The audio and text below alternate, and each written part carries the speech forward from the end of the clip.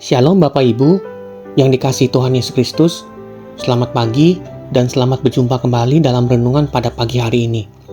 Renungan pagi bertema, apa yang Tuhan inginkan dari hidupku. Sebelum kita mendengar dan merenungkan kebenaran firman Tuhan, mari kita berdoa. Tuhan Yesus, Allah yang kami sembah dalam nama Tuhan Yesus, terima kasih untuk pagi yang baru yang Engkau berikan pada kami. Napas kehidupan, kesehatan, dan kesempatan hari ini adalah kasih dan anugerah-Mu. Tolong kami membuka hati dan pikiran kami agar firman-Mu menegur, menguatkan, dan mengubah hidup kami. Dalam nama Tuhan Yesus, kami berdoa. Amin. Firman Tuhan hari ini diambil dari Yeremia 29 ayat 11. Sebab aku ini mengetahui rancangan-rancangan apa yang ada padaku mengenai kamu.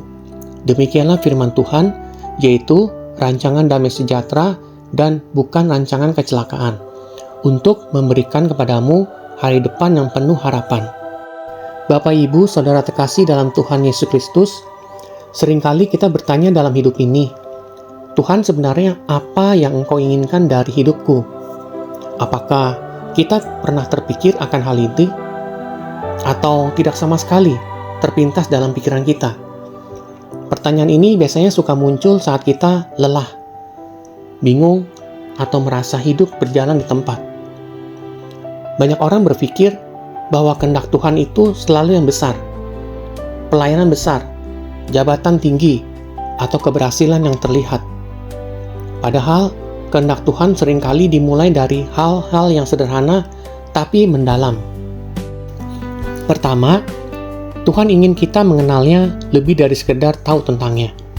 Bukan hanya datang ke gereja atau berdoa karena kebiasaan, tetapi memiliki hubungan yang intim dengan Tuhan.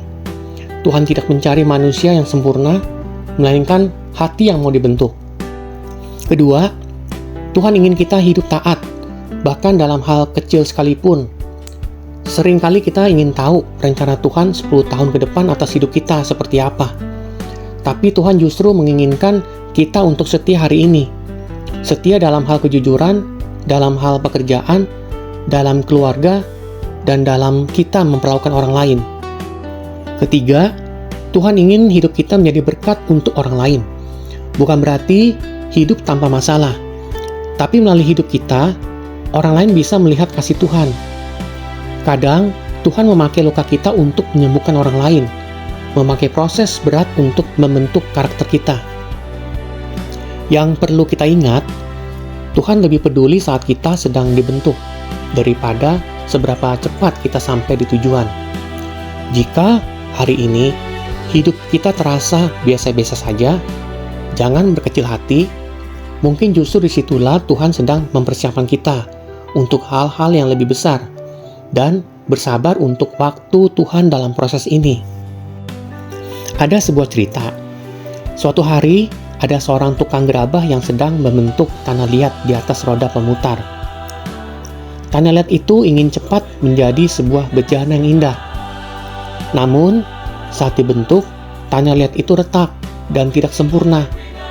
Jika tukang gerabah itu mau, ia bisa saja langsung membuang tanah liat itu. Tetapi, ia tidak melakukannya. Ia menghancurkan kembali tanah liat itu, membasahinya, lalu membentuk ulang dengan sabar. Prosesnya tidak nyaman memang. Tanah liat itu dipijat, ditekan, diputar, dan dibentuk ulang. Namun, akhirnya tanah liat itu menjadi bejana yang jauh lebih kuat dan indah daripada sebelumnya. Dari cerita ini, Tuhan sering bekerja seperti tukang gerabah itu. Kita ingin hidup yang cepat berhasil, cepat selesai. Namun Tuhan melihat bagian-bagian dalam hidup kita yang masih rapuh. Kadang Tuhan mengizinkan rencana kita gagal, bukan untuk menghancurkan kita, melainkan untuk membentuk ulang hidup kita sesuai kehendaknya.